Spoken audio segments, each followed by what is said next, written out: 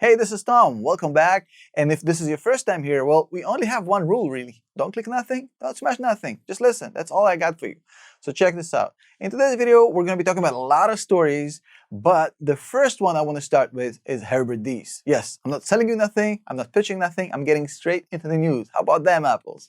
So Herbert Diess, the CEO of the Volkswagen Group, now actually continues his bromance with Elon to a new level. It's becoming a Gronk, Tom Brady relationship at this point, after Herbert Diess invited Elon to participate in his executive meeting and actually be a keynote speaker in it, which is kind of a slap in the face to his own executives, but so be it.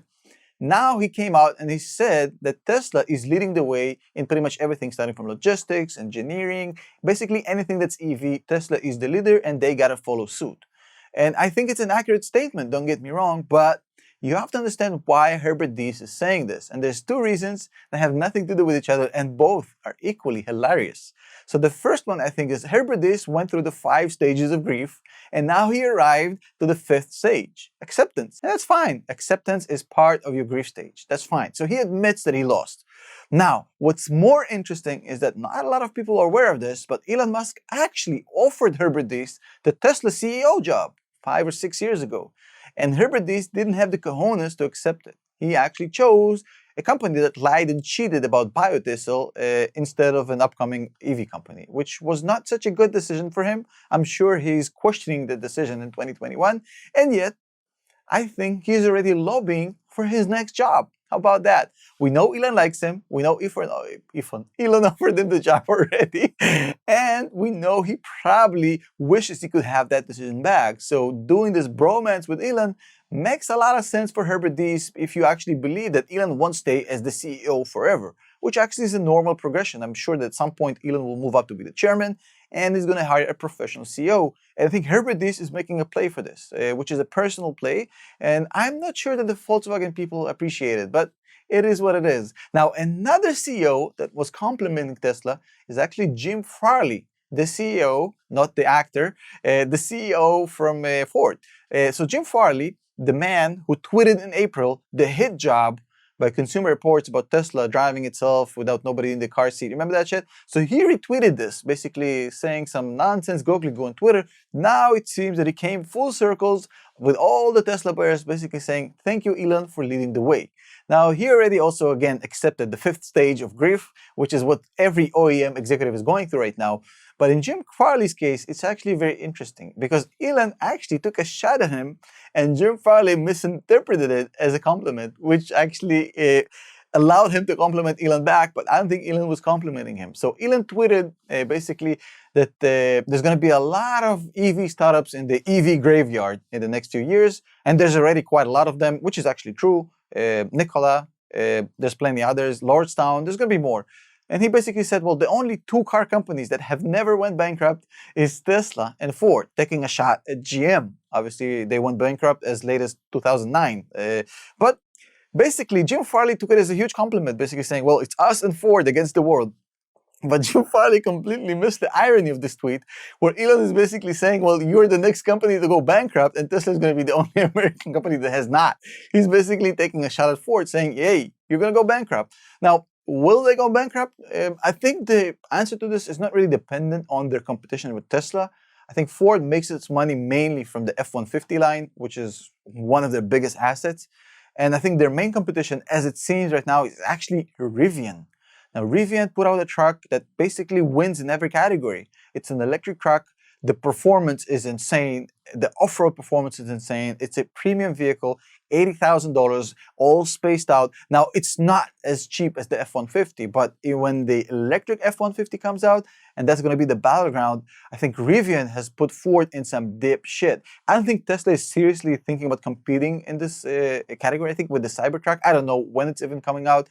I don't even think that Tesla is supposed to be a huge competitor in trucks. I think it's more like a vanity play. But I do think that Ford needs to beat Rivian. And at this point, it seems that Rivian is definitely way ahead. Their product is phenomenal. They're backed by Jeff Bezos and Amazon, which means they have deep pockets, essentially endless resources, just as big as Ford's.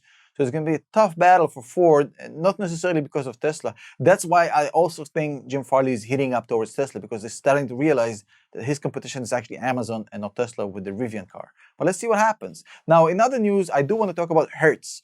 The Hertz CEO actually went on TV again, interim CEO, by the way, Mark Fields, should point this out. And that same Mark Fields went on TV and spoke about Hertz deal with Uber that can potentially go from 50,000 to 150,000 vehicles, essentially raising Hertz order vis-a-vis Tesla to 200,000 vehicles, basically doubling the order. Now, I think that a lot of things might happen. Obviously, this is an option agreement with Uber and Hertz. A lot of things, I mean, this is 2021, anything can happen, but is it probable? Who knows? I think that Mark Fields is actually making a play for the full-time CEO of Hertz. He's now the interim, and I think he's making a full play with this whole PR stunt. Obviously, this is a real deal. Obviously, this is going to work out, but this whole 100 to 200,000 within a day, it seems a little bit fishy. It seems that basically squeezing that juice all he can from the Tesla PR, because as my good friend Patrick Boyle said, the test of a good company in 2021 is whether Elon Musk tweets about it or it had anything to do with Elon Musk or Tesla. And at this point, he's definitely squeezing that lemon all he can out of this free PR deal. But to be honest, Mark Fields deserves a lot of credit, and I think he actually deserves the job because on his first task, he definitely proved he can get Hertz a lot of PR, put them in the front of the media, and do it for free. Basically, all he did is sign an agreement with Tesla, and now he's in the headlines. So, good move by Mark Fields. I think he deserves the job. And the next story is actually very interesting. So, the Biden administration actually confirmed the Build Back Better legislation, this whole $12,500 in credit just to save Ford and GM. I think they should name this legislation the Save Ford and GM law. But basically, it doesn't matter. Now, a lot of people in the Tesla community are going to be upheaved about this. And I understand why. Rightfully so. I mean, that's not fair. The problem is for Ford and GM, that shit don't matter. Because think about it this way. These credits are designed to create one thing, which is to create demand. If you lower the price of any goods, the demand goes up. It's just a principle of economics. Now, the demand for Tesla is right here. The supply is right here. And for GM and Ford, it's pretty much vice versa. The demand is here, the supply is here. So, okay, so they get a little bit of an upside because of this $4,000, $5,000. So they get a little bit more demand, but basically Tesla is up here, so they don't need more demand. So this credit won't do nothing for Tesla. People will want the same amount of Teslas that they're paying for today. I think the problem of Tesla is the supply. They can't make enough of this shit because people want more. So these credits will slightly help Ford and GM, but for me, it's like giving an aspirin to somebody who just lost a leg. I mean, it's going to help, but will it save his life or leg? Who knows at this point? So I'm not really stressed out about this legislation. What I am stressed out about is that I didn't get in on the latest Squid Games cryptocurrency. That motherfucker flew up 2,400% in 24 hours, and I missed it. By the way, according to the website of this new cryptocurrency, which I'm sure is not the scam, of course, it sold out within 1 second. How can these motherfuckers sell it out in 1 second? I mean, did they have a bunch of people just sitting, clicking? It's easier to get a PS5 than to get this cryptocurrency. I mean, what's going on? So basically, this cryptocurrency is now market capped at $180 million. Shoot me, please. And what it gives you is the right to play real-life Squid Games. Why would somebody want to pay for this?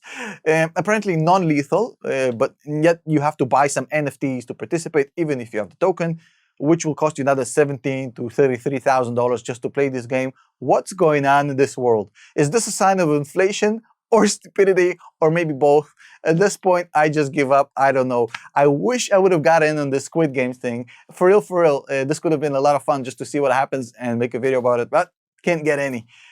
Just a quick shout out to the channel members and patrons. You guys are awesome. We have a call coming up this Sunday, a Zoom call, and it's going to take place at 7 a.m. Eastern and at 1 p.m. UK time. If you join the Patreon or channel members, it's $5 per month. You can participate in this call and going forward. I'd love to see you there. Thank you so much. I've been Tom, you've been you, and I'll see you tomorrow.